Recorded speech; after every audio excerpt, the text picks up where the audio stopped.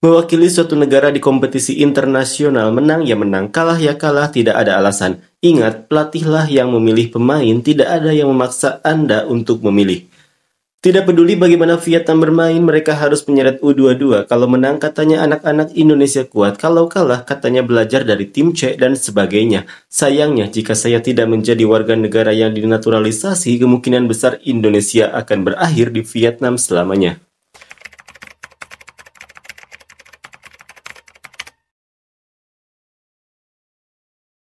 Timnas Indonesia harus menelan hasil buruk di pertandingan tandang melawan Vietnam. Bagaimana pada pertandingan tersebut, skuad asuhan Sintayong harus puas dengan kekalahan tipis 1-0. Hasil ini membuat peta persaingan di klasemen sekarang semakin memanas, terutama untuk perebutan tempat kedua. Pasalnya, posisi Timnas Indonesia belum 100% aman.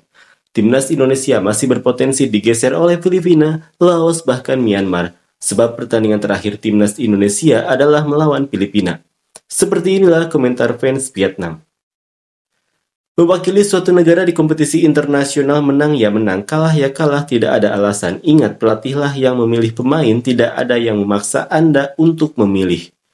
Bahkan Ronaldo pun tidak bisa menyelamatkan Indonesia. Orang Indonesia yang lain tidak terima kalah dan bilang Vietnam menang atas tim U22. Itu karena Federasi Indonesia tidak memanggil yang terkuat. Kenapa sekarang dijadikan alasan? Kalau Vietnam 100% lokal dan Indonesia lokal 100%, menurut Anda siapa yang akan menang? Indonesia bermain sangat indah, tidak ada tendangan kasar seperti sebelumnya. Pemain lokal Indonesia selalu berada di bawah kaki Vietnam. Sudah berapa lama Indonesia tak punya piala ASEAN? Bermimpi jauh sekarang, si Belanda kecil dek mengira dia lolos dari kolam. Ajak senior Belanda masuk lagi, itu saja untuk pemain dalam negeri di Indonesia. Kenapa sebut Ronaldo palsu? Indonesia tidak akan pernah menyentuh piala AFF dalam 1000 tahun. Pemain domestik Indonesia terlalu lemah untuk setara dengan U17 Laos meminta pemain Belanda untuk membantu mendukung mereka. Tidak ada pemain Belanda, Indonesia hanyalah tim yang lemah di wilayah ini.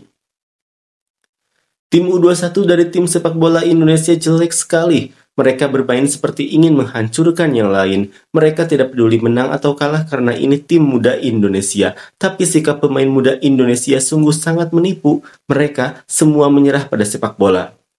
Tahun Vietnam menjuarai kejuaraan AFF 2018. Mereka semua berusia 21-23 tahun. Oh, fans Indonesia menyebutnya U21 karena mereka mempunyai tanah air Belanda dan tidak bisa memanggil mereka kembali untuk bermain. Dia menguasai 20% penguasaan bola sepanjang pertandingan dan naik bus, melewatkan 2 tembakan dan masih merasa sangat bangga. Saya tertawa. Dalam pertandingan sepak bola antara Vietnam dan Indonesia, saya yakin para pemain Vietnam harus bermain lebih cepat dan fokus pada passing satu sentuhan ketika menghadapi strategi pertahanan yang padat seperti bus tingkat Indonesia. Kita perlu merancang strategi yang efektif untuk menembus pertahanan kokoh mereka. Jika tidak, upaya menyerang kami akan menghadapi banyak kesulitan dan hasil pertandingan mungkin tidak sesuai harapan kami. Pertahanan 100% gaya bertarung lemah, resistensi lemah, tidak ada Belanda, tidak ada gol, tidak ada pesta, Indonesia biasa saja. Pada pertandingan hari ini, jika Indonesia berani bermain ofensif, kemungkinan besar skornya adalah Vietnam 4, Indonesia 0. Untungnya Indonesia memilih bermain mati-matian dan menyiapkan bus tingkat di depan gawang. Pokoknya saya tetap berharap pemain Indonesia bisa meraih medali perunggu Piala ASEAN 2024. Indonesia mengetik, jika kami menang melawan U20, dengan 1 gol, tim kami akan menang 3-4 gol jika Belanda bangkit. Vietnam berkata, izinkan saya memberitahu Anda, jika kami menang, jika kami kalah, mengapa repot-repot? Tanpa Belanda, Indonesia sama saja dengan Malaysia. Indonesia membangun bus 3 tingkat di depan gawang sepanjang pertandingan.